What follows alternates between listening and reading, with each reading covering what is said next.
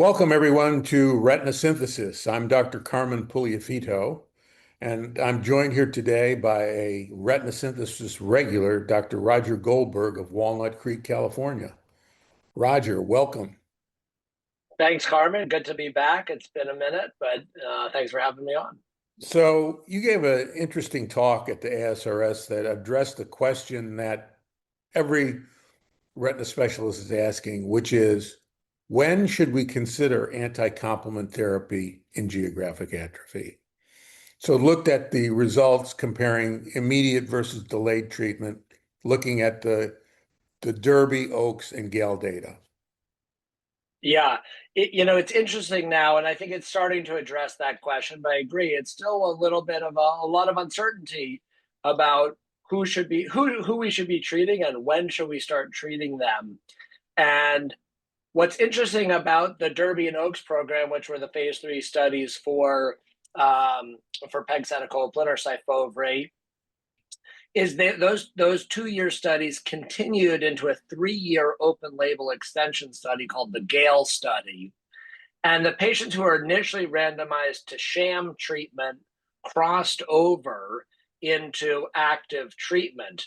So what we have now is a group, what was originally 1,200 patients in Derby and Oaks that entered at the outset, that now we've followed over 4 years. And for 2/3 of the patients, they got active treatment for all 4 years. And for the patients originally randomized to sham treatment, sham injections, after 2 years, they started getting treatment. So now we have the ability to compare and understand now, well, what are the effects not just over 4 years, but what are the effects of early versus late treatment? And, I'll cut to the chase here, but in the best performing group, which is the non-subfoveal population, because remember that GA grows more quickly, and so you have a more pronounced effect at slowing the growth of that GA. And this was a great talk actually by Voss Sada at ASRS, kind of the talk right before mine. And he kind of very nicely showed how non-subfoveal really is the best, and you have kind of an outsized effect in that population with pegcetacoplan. But if you look at that population, we see that in 4 years of treatment, you had 3.16 square millimeters of retinal tissue preserved. That's about 1.5 disc areas or 2 foveal areas. And so that's quite a significant amount of tissue. For the patients in that same group, the non-subfoveal population, when you waited 2 years and then started treating, we only have 1.1 square millimeters of tissue preserved. So you clearly have more tissue preserved when you start treating earlier or for longer period of time. And again, we continue to see over 4 years this increasing effect over time. Monthly does a little bit better than every other month. So it's just under 3 square millimeters in the every other month population. Over 4 years in terms of tissue preserved. And then when you look at the functional data, and it really seems that microperimetry is our best metric for how to measure a functional benefit in GA.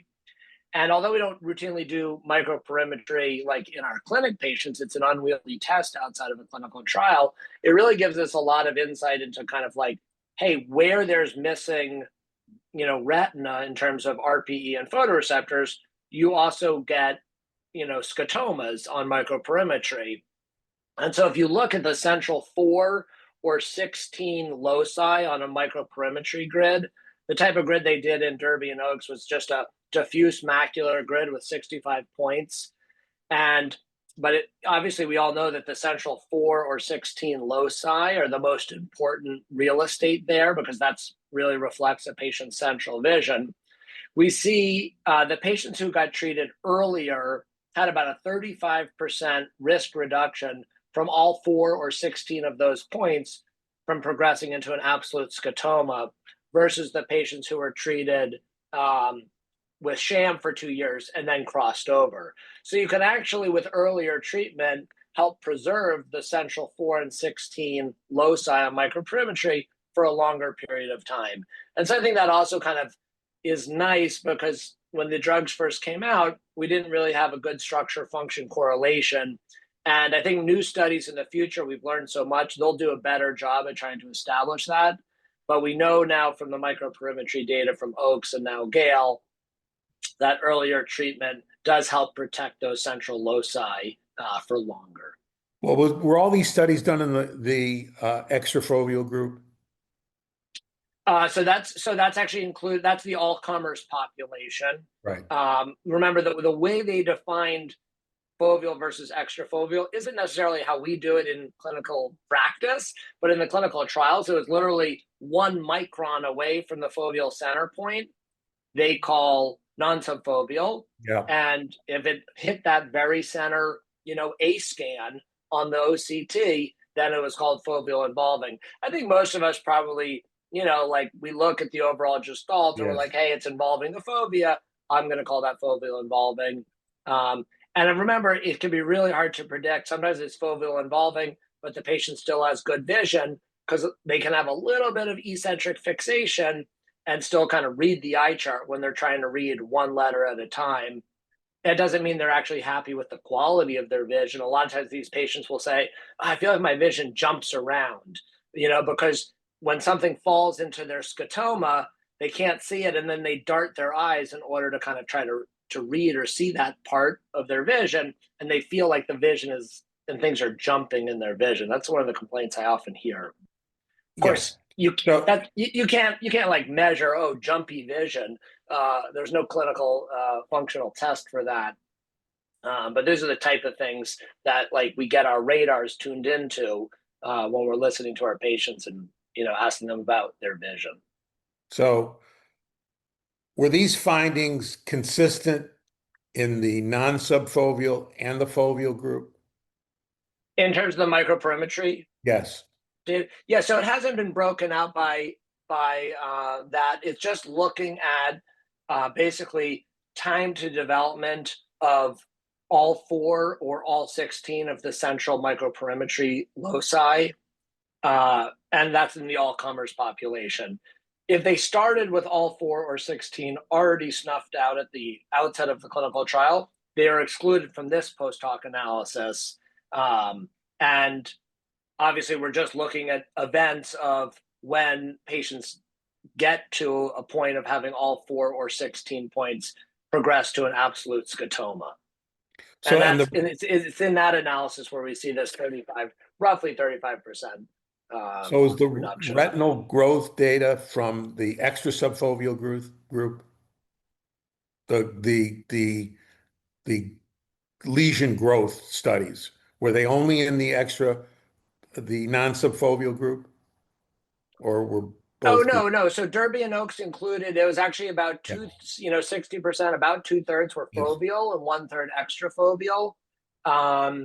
And frankly, it enrolled relatively large GA. And in part, like when they got those trials, approved and signed off on by the FDA, they said, hey, we want, they said we'll accept growth of GA on fundus autofluorescence as the primary endpoint.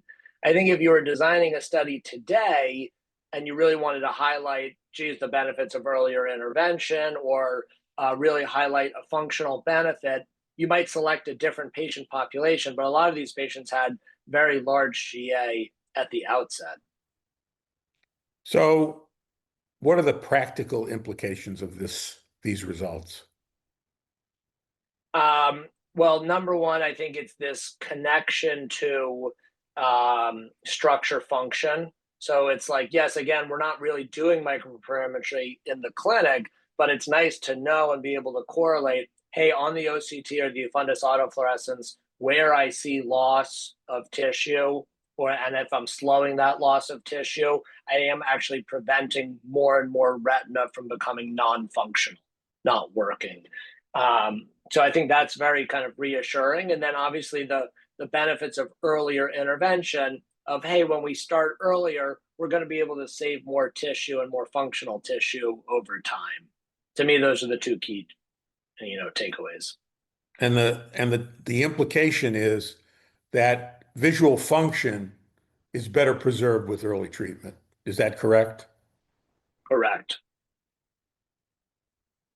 That's And impressive. again, visual function, based on microperimetry, and I think kind of like intuitively, many of us feel that to be the case, but it's nice to be able to demonstrate that with actual data. And in this case, it's the data from the microperimetry analyses. The anti-complement naysayers, what would they say about these results? Yeah, I mean, obviously, look, this is a post hoc analysis.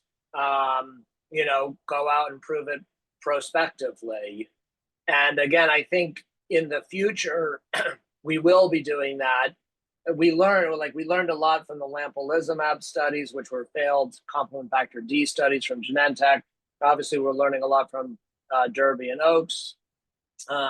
And so the next generation of trials are all going to have these like customized microperimetry grids where it's just looking at the perilesional spots. So that way you can try to show a functional benefit in a reasonable amount of time, because it's not practical to need to run a study for 4 years in order to show a functional benefit. So they're trying to figure out, how do we show a benefit in 1 year or 2 years? And so I think the next generation of studies, will build upon what we've learned on this first generation of studies. And these were big studies. How many eyes were involved? Derby and Oaks was just over 1,200 patients. Of the patients who rolled into GALE, about 80% of them made it through 2 years of GALE. So we still have very high numbers now with 4 years of continuous therapy. Is the follow-up going to continue? 1 more year. We're going to get GALE goes out to what will be 5 years, 3 additional years after Derby and Oaks. So what should the clinician do in daily practice, according to Roger Goldberg? Yeah, I mean, look, I think this is where you take the science of medicine and you apply the art of medicine. You look at your individual patients. What are their needs? What's happening in the other eye?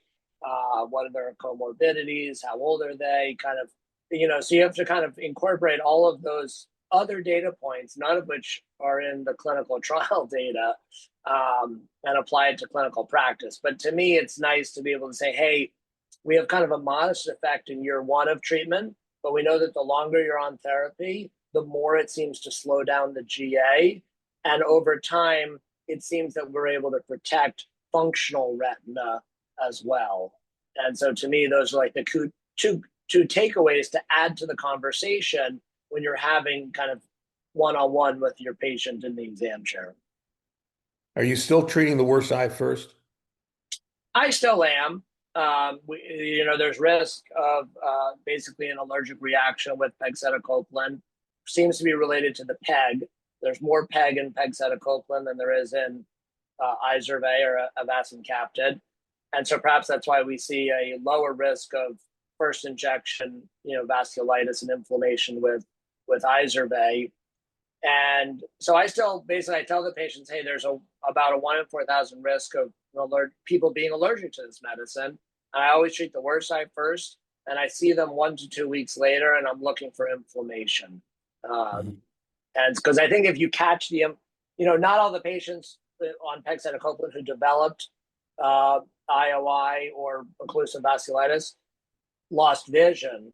Actually, about half of them recovered their vision. And so I think if you catch it early and treat it very aggressively, you might be able to stave off,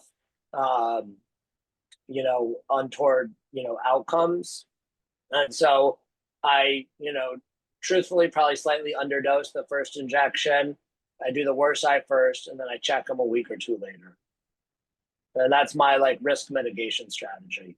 Have you personally dealt with any retinal vasculitis cases? Knock on wood, I have not had any. Yeah. So what's the profile of the ideal patient for anti-complement therapy? I mean, I think GA that is enlarging. So if you have followed those patients over time or have seen old imaging, so evidence of enlargement. We know some GA grows faster than others. you'd like it to be kind of, you know, not necessarily foveal involving, but foveal encroaching. And again, I'm using like a clinical definition of Yes. fovea, not the foveal center point itself. And then I think symptoms are important too. Like, is the patient having any symptoms? Because ultimately, look, we want to be treating the patient too. So those are the kind of the things I look for, which is, you know, progression towards the progression towards the fovea, and symptoms. And then, of course, obviously, like, you know, there are other, you know, all those non-medical issues around, you know, their age, their visual needs, what's the status of the other eye, those types of things. Well, what about monthly versus every other month? Where do you stand on that?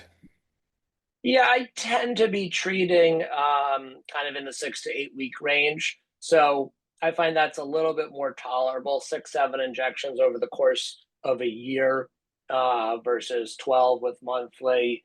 And the efficacy data seems basically nearly as good with every other month therapy as with monthly. So I tend to skew towards closer to the every other month end of the spectrum. What do we need in the next generation of geographic atrophy drugs? I think we would like to see more efficacious, more convenient delivery, whether that's less frequent dosing. You know, there are things that are one-time injections. There are eye drops in development, pills in development. Um, so it's a really exciting time. And then I think with all of these studies, we're going to get much better kind of functional data as well with them. Um, so hopefully we'll have like a more closely tied functional outcome, and not be having to do it in a kind of a post hoc manner, which is what we're doing with Derby and Oaks and Gale. Well, this was a terrific session, and the insight into when to treat and the efficacy of treatment, very important. So thank you, Roger, for your participation. Well, thanks for having me, Carmen. Good to see you again.